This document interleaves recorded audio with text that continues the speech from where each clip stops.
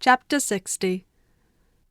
Elizabeth's spirits soon rising to playfulness again, she wanted Mr. Darcy to account for his having ever fallen in love with her. "How could you begin?" said she. "I can comprehend your going on charmingly, when you had once made a beginning, but what could set you off in the first place?" "I cannot fix on the hour, or the spot, or the look, or the words which laid the foundation. It is too long ago. I was in the middle before I knew that I had begun." "My beauty you had early withstood, and as for my manners, my behaviour to you was at least always bordering on the uncivil, and I never spoke to you without rather wishing to give you pain than not. Now be sincere. Did you admire me for my impertinence?" "For the liveliness of your mind I did." "You may as well call it impertinence at once. It was very little less. The fact is that you were sick of civility, of deference, of officious attention. You were disgusted with the women who were always speaking and looking and thinking for your approbation alone. I roused and interested you, because I was so unlike them. Had you not been really amiable, you would have hated me for it. But in spite of the pains you took to disguise yourself, your feelings were always noble and just, and in your heart you thoroughly despised the persons who so assiduously courted you. There, I have saved you the trouble of accounting for it, and really, all things considered, I begin to think it perfectly reasonable.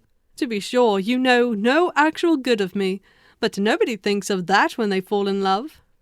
"Was there no good in your affectionate behaviour to Jane while she was ill at Netherfield?" "Dearest Jane, who could have done less for her? But make a virtue of it, by all means. My good qualities are under your protection, and you are to exaggerate them as much as possible. And in return, it belongs to me to find occasions for teasing and quarrelling with you as often as may be. And I shall begin directly by asking you what made you so unwilling to come to the point at last?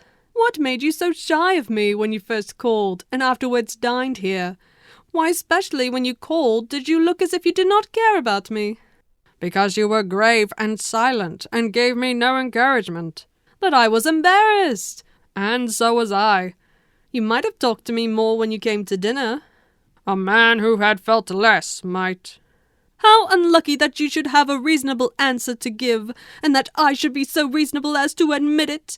But I wonder how long you would have gone on, if you had been left to yourself. I wonder when you would have spoken if I had not asked you. My resolution of thanking you for your kindness to Lydia had certainly great effect. Too much, I am afraid. For what becomes of the moral if our comfort springs from a breach of promise? For I ought not to have mentioned the subject. This will never do." "You need not distress yourself. The moral will be perfectly fair. Lady Catherine's unjustifiable endeavours to separate us were the means of removing all my doubts. I am not indebted for my present happiness to your eager desire of expressing your gratitude. I was not in a humour to wait for an opening of yours. My aunt's intelligence had given me hope, and I was determined at once to know everything." "Lady Catherine has been of infinite use, which ought to make her happy, for she loves to be of use. But tell me, what did you come down to Netherfield for? Was it merely to ride to Longbourn and be embarrassed, or had you intended any more serious consequences?" "My real purpose was to see you, and to judge, if I could, whether I might ever hope to make you love me. My avowed one, or what I vowed to myself, was to see whether your sister was still partial to Bingley, and if she were, to make the confession to him which I have since made." "Shall you ever have courage to announce to Lady Catherine what is to befall her?" "I am more likely to want time than courage, Elizabeth, but it ought to be done. And if you will give me a sheet of paper, it shall be done directly." "And if I had not a letter to write myself, I might sit by you, and admire the evenness of your writing, as another young lady once did. But I have an aunt too who must not be longer neglected."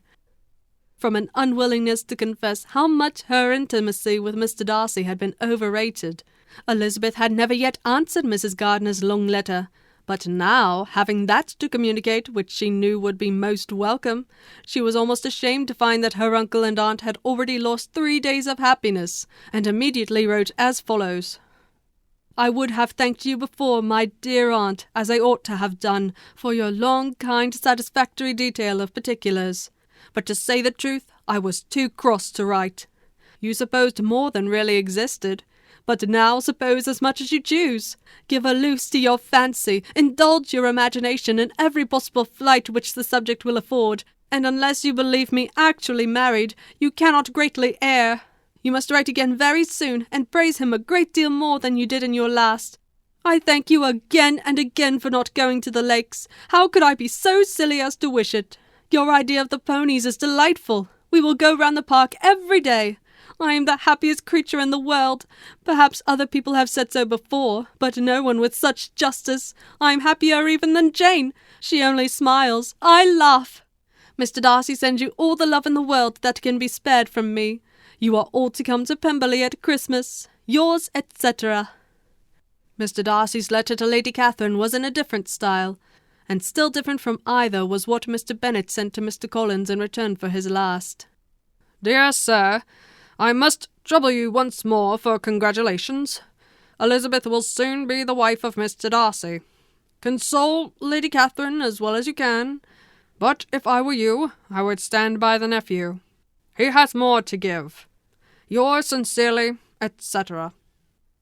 Miss Bingley's congratulations to her brother on his approaching marriage were all that was affectionate and insincere.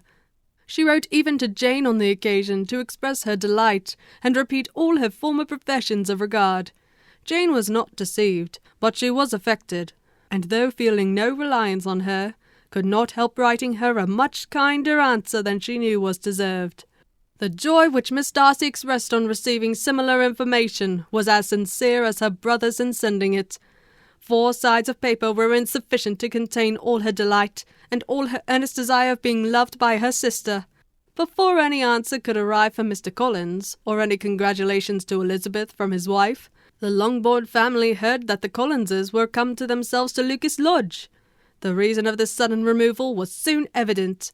Lady Catherine had been rendered so exceedingly angry by the contents of her nephew's letter that Charlotte, really rejoicing in the match, was anxious to get away till the storm was blown over.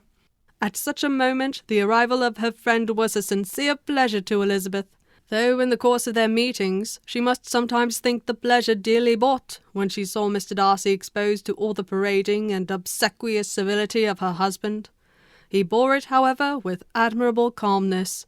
He could even listen to Sir William Lucas when he complimented him on carrying away the brightest jewel of the country, and expressed his hopes of their all meeting frequently at St. James's with very decent composure. If he did shrug his shoulders, it was not till Sir William was out of sight. And though Mrs. Phillips, as well as her sister, stood in too much awe of him to speak with the familiarity which Bingley's good humour encouraged, yet whenever she did speak, she must be vulgar. Nor was her respect for him, though it made her more quiet, at all likely to make her more elegant. Elizabeth did all she could to shield him from the frequent notice of either, and was ever anxious to keep him to herself, and to those of her family with whom he might converse without mortification. And though the uncomfortable feelings arising from all this took from the season of courtship much of its pleasure, it added to the hope of the future, and she looked forward with delight to the time when they should be removed from society so little pleasing to either, to all the comfort and elegance of their family party at Pemberley.